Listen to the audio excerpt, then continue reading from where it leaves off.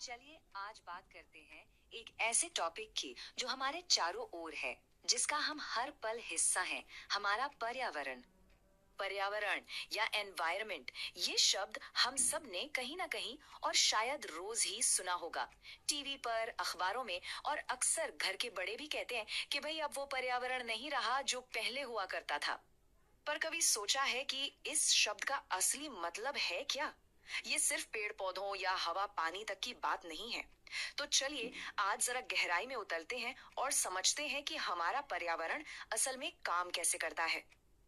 तो इसकी शुरुआत होती है एक बहुत ही जरूरी कॉन्सेप्ट से, जिसे कहते हैं पारितंत्र या इकोसिस्टम। सच पूछिए तो यही प्रकृति के पूरे बैलेंस की नींव है। तो ये पारितंत्र है क्या? देखिए, आसान भाषा में कहें तो ये जीवन का एक ऐसा नेटवर्क है जहां हर एक चीज दूसरी से जुड़ी हुई है। एक तालाब का उदाहरण लीजिए, उसमें तैरते मछलियां, किनारे पर उगे पौधे, वो पानी, मिट्टी और यहाँ तक कि सूरज की रोशनी, ये सब मिलकर एक पारितंत्र बनाते हैं। अब इस नेटवर्क के समझिए दो मेन हिस्से हैं। एक है जैविक यानी बायोटिक, मतलब सारी जिंदा चीजें जैसे पेड़ पौधे, जानवर, कीड़े मकोड़े। और दूसरे हैं अजैविक यानी एबायोटिक, मतलब बेजान चीजें जैसे कि तापमान, पानी, हवा और मिट्टी। इन दोनों के मिलने से ही एक इकोसिस्टम पूरा होता है। अब किसी भी पारितंत्र में समझिए तीन तरह के मेन प्लेयर्स होते हैं। सबसे पहले आते हैं उत्पादक यानी प्रोड्यूसर्स। यह है हमारे हरे पौधे जो धूप से अपना खाना खुद बनाते हैं। फिर आते हैं उपभोक्ता यानी कंज्यूमर्स, वो जीव जो या तो इन पौधों को खाते हैं या फिर दूसरे जीवों को। और आखिर में आते हैं अपघटक यानी डिकम्पोजर्स, छोटे छोटे जीव जो मरे हुए जीवों को सड़ा गला कर सारे पोषक तत्व वापस मिट्टी में मिला देते हैं। चलिए अब आगे बढ़ते हैं और पारितंत्र का सबसे बड़ा नियम समझते हैं, और वो है ऊर्जा का प्रवाह यानी एनर्जी का फ्लो। आखिर इन सभी को काम करने की ताकत कहाँ से मिलती है और ये एक से दूसरे तक पहुंचती कैसे है? ये सब होता है आहार श्रृंखला या फूड चेन के जरिए। ये बहुत आसान है। जैसे घास को टिड्डा खाता है, टिड्डे को मेंढक खा लेता है और मेंढक को सांप। बस यही है नेचर में एनर्जी ट्रांसफर होने का सीधा सा रास्ता। अब ये जो फूड चेन है ना, ये असल में कई लेवल्स में बटी होती है, जिन्हें हम पोषी स्तर या ट्रॉफिक लेवल्स कहते हैं। सबसे नीचे पहले लेवल पर होते हैं प्रोड्यूसर्स यानी पौधे। दूसरे लेवल पर आते हैं प्राइमरी कंज्यूमर्स यानी शाकाहारी। तीसरे पर मांसाहारी। और चौथे पर वो जो इन मांसाहारियों को भी खा जाते हैं यानी टॉप के शिकारी। और यहाँ एक बहुत जरूरी बात याद रखने वाली है, एनर्जी का ये फ्लो हमेशा हमेशा एक ही दिशा में होता है। ये नीचे से ऊपर की तरफ जाता है, प्रोड्यूसर से कंज्यूमर की ओर। ये कभी वापस नहीं लौटता, मतलब जो एनर्जी सूरज से पौधों में आई वो वापस सूरज तक नहीं जा सकती। और अब आती है एक हैरान कर देने वाली बात।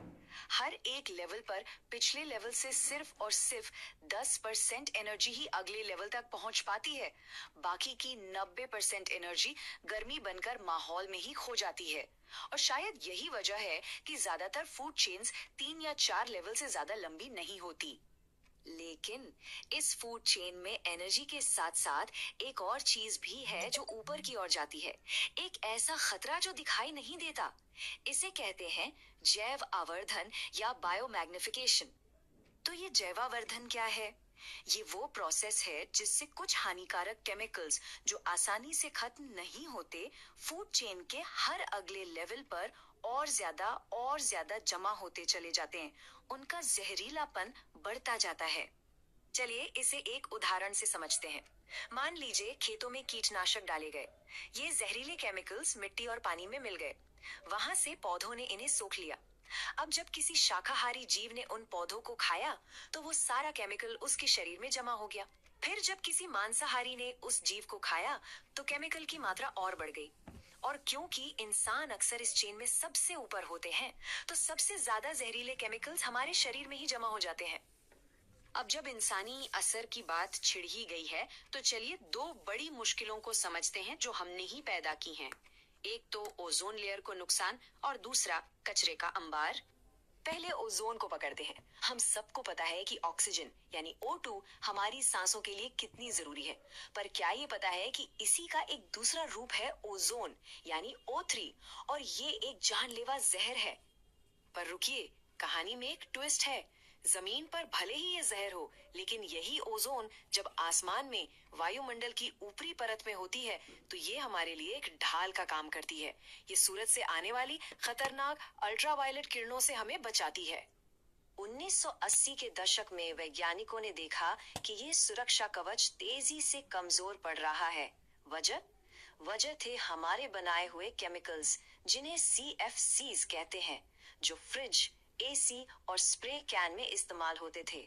खैर, अच्छी खबर ये है कि 1987 में दुनिया के सारे देश एक साथ आए और इन केमिकल्स को बंद करने का फैसला किया, जो काफी हद तक सफल भी रहा। अब आते हैं कचरे पर। देखिए, हम जो भी कचरा पैदा करते हैं वो मोटा मोटा दो तरह का होता है। एक है जैव निम्नीकरणीय, जैसे सब्जियों के छिलके जो कुदरती तौर पर खत्म हो जाते हैं, मिट्टी में मिल जाते हैं। और दूसरा है अजैव निम्नीकरणीय, जैसे प्लास्टिक, जो सालों साल सदियों तक पर्यावरण में वैसे का वैसा ही पड़ा रहता है। तो सवाल उठता है कि प्लास्टिक जैसी चीजें आखिर खत्म क्यों नहीं होती? जवाब बड़ा सीधा सा है। कुदरत के जो सफाई कर्मचारी हैं, यानी छोटे छोटे जीव, उनके पास इसे पचाने वाले औजार ही नहीं है। वो इसे खाने की चीज के तौर पर पहचानते ही नहीं। तो इस पूरी बातचीत का निचोड़ क्या है? इससे हम क्या सीख सकते हैं और इसमें हमारी भूमिका क्या है? हमने देखा कि इकोसिस्टम में हर चीज एक दूसरे से जुड़ी है। हमने ये भी जाना कि एनर्जी फूड चेन में हमेशा ऊपर की तरफ बहती है और हर स्टेप पे काफी सारी एनर्जी बर्बाद हो जाती है। और सबसे अहम बात, हमारी आदतें, चाहे वो केमिकल्स का इस्तेमाल हो या कचरा पैदा करना, पर्यावरण पर सीधा और गहरा असर डालती हैं। ये बात बिल्कुल सटीक बैठती है जो हमारी स्रोत सामग्री में भी कही गई है कि जैसे जैसे हमारा रहन सहन बेहतर हुआ है, वैसे वैसे कचरा भी बहुत ज्यादा बढ़ गया है, और अब इसे बदलने के लिए हमारे नजरिए में बदलाव लाना बहुत जरूरी है। तो आखिर में ये सवाल हम सबके लिए है। ये जो कचरा हम पैदा कर रहे हैं, इसका निपटान एक बहुत बड़ी समस्या है। इसे कम करने में हम और आप क्या योगदान दे सकते हैं, इस पर सोचिएगा जरूर। धन्यवाद।